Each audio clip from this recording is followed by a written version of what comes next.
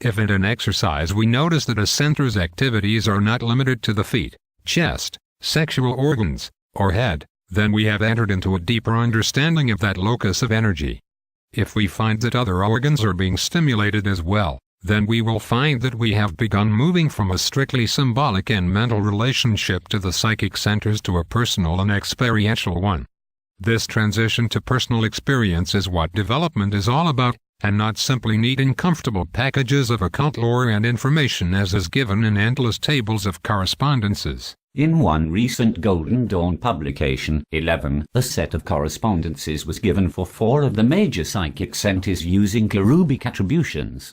The root center was attributed to the calf of Revelations, the sexual center to the angel, the solar plexus to the lion, and the eagle to the heart. No correspondences were given for the remaining centers. Using this as a basis for discussion and experimentation, I would instead suggest the following listing as a more effective alternative.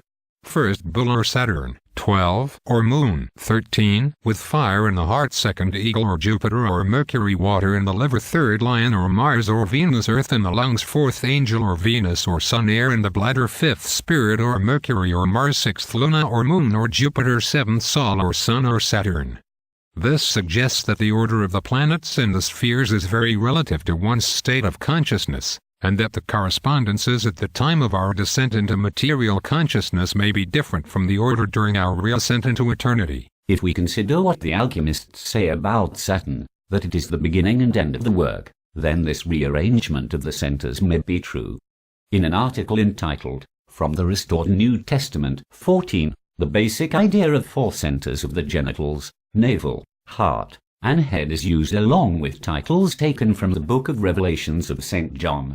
Genitals first and second centers the false seer, navel third center the red dragon, heart fourth center the beast, head fifth, sixth, and seventh centers the cross, the lamb, the spiritually wise, and illumination, the control. In an accompanying chart, the order of the planets is given from Saturn at the base to Luna at the crown, in straight Kabbalistic fashion, with a slightly different color scale than usual: yellow and sliver white, Saturn; pale blue, Jupiter; red, Mars; green, Sun; dark blue/indigo, Venus; orange-yellow, Mercury; violet, silvery opalescent, Moon.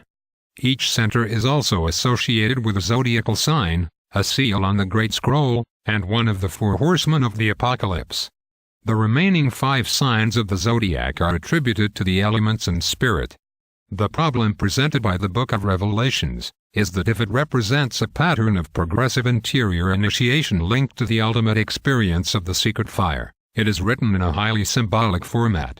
Many of the keys to these symbols may be very local and period-specific in origin, requiring extensive research into 1st century Gnostic, Christian, Merkava, and Greco-Roman initiatic practices. This is not to imply that this is an impossible nut to crack, only that it is one wherein we must weigh the reward against the effort.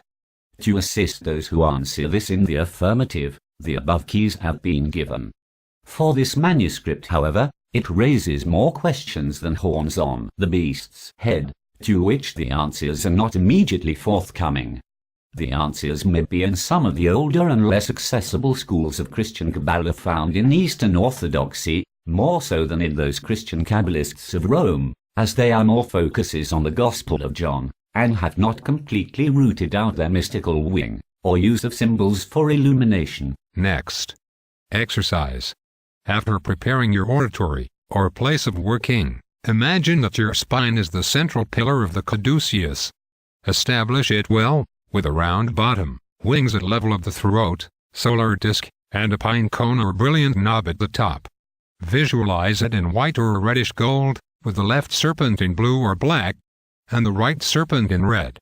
Their tails should meet or cross over at the base of your spine and continue to overlap 5 more times with their heads facing toward each other, tongues extended, at the level of the throat, accompanied by an extended pair of wings.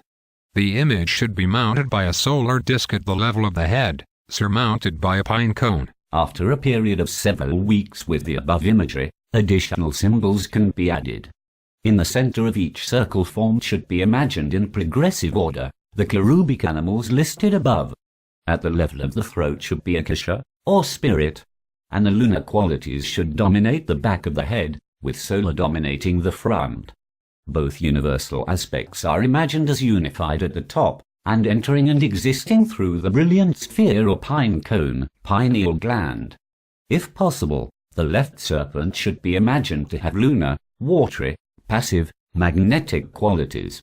The right serpent, solar, electric, fiery, expansive qualities. The central column mediates, balances, and contains both simultaneously.